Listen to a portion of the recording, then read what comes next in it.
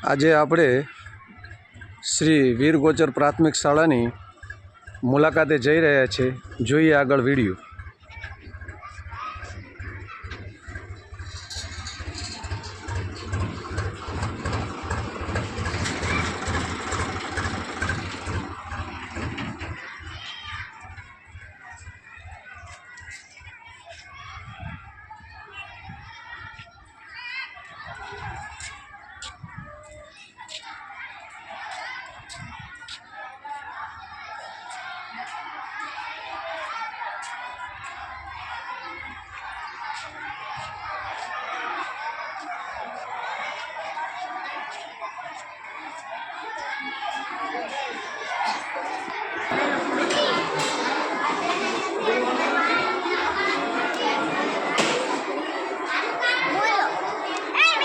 કરી રહ્યા છો બોલો। આજે બિગિનર અને આજે બ્રેકિંગ સોડા। હવે આપણે બ્રેકિંગ સોડાને આ ફુગાની અંદર નાખીશું, પછી આ વિનેગર છે અને આપણે મેં તો પહેલાંથી જ નાખી દીધું છે। હવે આને હું ફુગાને આવી રીતે લગાવી બધાને ઊંચો કરું એટલે જે આ બ્રેકિંગ સોડા હોય એ વિનેગર ભૂગું ભળી જાય છે અને તેનાથી એક ગેસ બને છે ને તો એ ગેસથી ફૂગો ફૂલી જાય છે।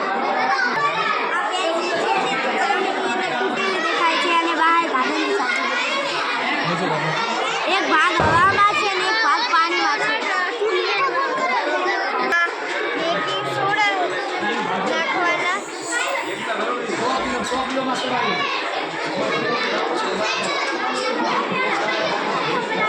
પછી આ વિનેગર નાખવાનું, જેના લીધે આ જ્વાલામુખી ઉત્પન્ન થાય છે। બેકિંગ સોડાના લીધે ઊંચી દબાણ થાય છે અને આ નાખવાથી તે બારું આવે છે, જ્વાલામુખીના જેમ તે પણ બારું આવી જાય છે। કોઈ આપણે પાણીની અંદર નાખો તો ડૂબાઈ જશે, ઢક્કણની સાથે નાખો તો નહીં ડૂબાય। આનું કારણ કે પાણીની ઘનતા કરતાં ઢક્કણની ઘનતા ઓછી છે।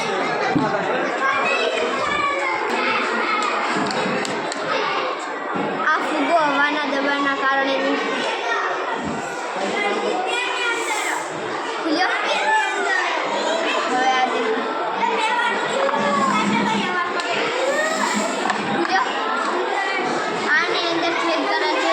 બધી હવા બહાર નીકળી ગઈ છે, તે માટે આ ફૂગો ફૂલે છે અને આની અંદર હવાના દબાણના કારણે આ ફૂગો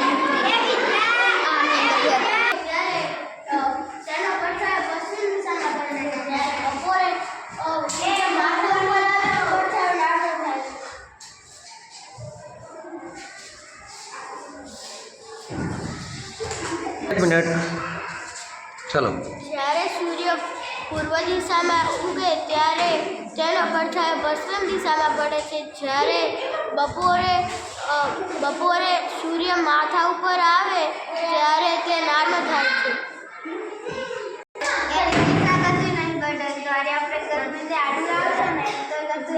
દિશા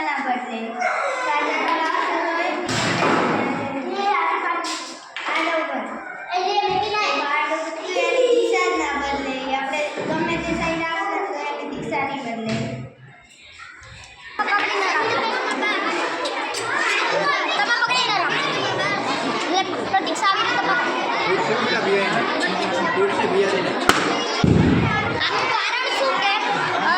રબરનો બનેલો હોય છે, તેથી અંદર આ પેટ્રોલ આપણે થોડો છાંટો કરીએ એટલે અત્યારનું રસાયણ ફુગાના રબરને નરમ બનાવે છે, મતલબ ઊંચું બનાવે છે, એટલે અંદરની હવાનું દબાણથી ફુગો ફૂટી જાય છે। અને આ છે અમારો બીજો પ્રયોગ, ચુંબક। તમે ચુંબક તો દેખેલું જ હશે, પણ આ આખું અલગ ચુંબક છે।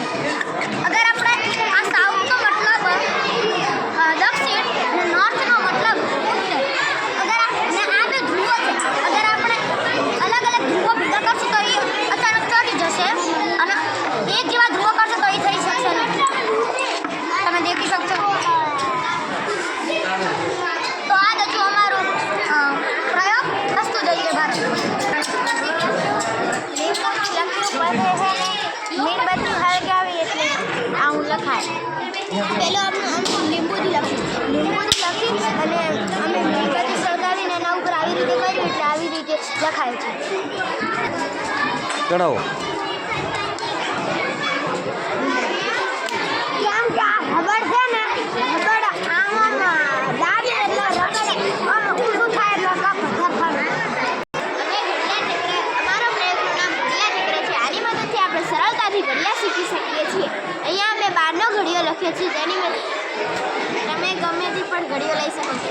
ત્યાં 12 × 12, 12 × 2 = 24, 12 × 4 = 48.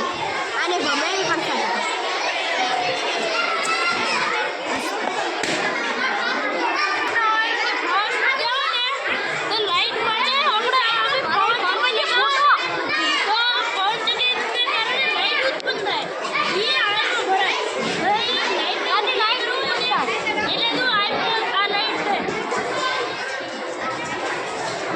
બહુ સરસ. બોલો. આ મોટો દેખાશે એને આપણે ભાગી ના શકીએ. આ એકી સંખ્યા છે અને આ બેકી સંખ્યા. આપણને એકી સંખ્યા ન આવડતી હોય તો આપણે આ રીતે જલ્દી એકી બેકી સંખ્યાઓ શીખી શકીએ છીએ. આ ઘરગારા માપવાનું છે. આથી ઘરગારા મપાય છે.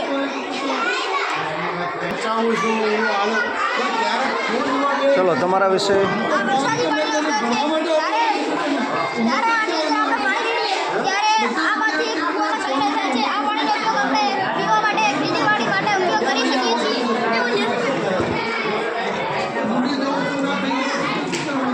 એવું ને?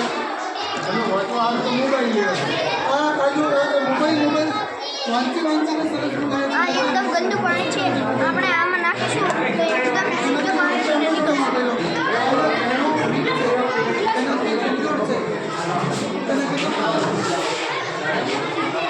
હેલો ઓડિયન્સ, હું જે સ્કૂલમાં અત્યારે ભણાવી રહ્યો છું એમનું નામ છે વીર ગોચર પ્રાથમિક શાળા, અને અહીંયા હું ગયા 6 મહિનાથી મહેનત કરું છું અને વિદ્યાર્થીઓનું શ્રેષ્ઠ પ્રદર્શન છે.